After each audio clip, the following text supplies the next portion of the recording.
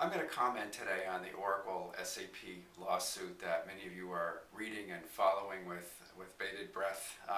It's all about intellectual property in that SAP admitted that Tomorrow Now, if you remember Tomorrow Now, they are now a defunct software maintenance firm that SAP acquired in 2005. Well, Oracle alleged that they improperly downloaded some Oracle software. And SAP has basically admitted that. So this is now in a civil court in Oakland, California, and the jury trial is focusing on the damages. Oracle is asserting that there's at least $2 billion worth of damages, and SAP is trying to limit that to about $40 million in damages. Note the spread. It's about a 50 times gap between what Oracle is asserting versus what SAP is asserting. What it boils down to is there were some unauthorized copies of Oracle software that was downloaded by the Tomorrow Now team, again back in 2005. Now Oracle is claiming that that software would have been worth about $4 billion in license fees.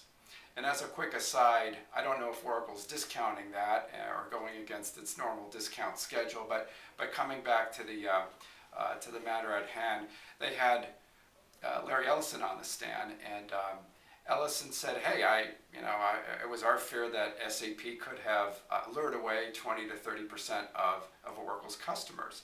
Of course, SAP is going to hire some very sharp trial attorneys. They did. And under intense grilling, they got Ellison to admit that, well, maybe it was about 358 customers that Tomorrow Now signed up, etc. And they're trying to kind of limit the damage to, all right, what were those contracts worth to Tomorrow Now? And hey, jury, please just limit the damages to that.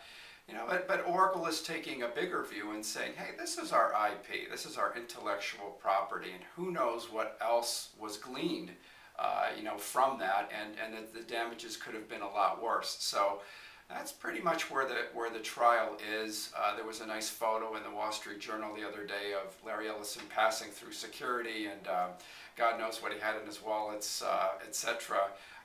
Because you have to go through those metal and gun detectors like you do in the airports. But it's going to be interesting, folks. Stay tuned.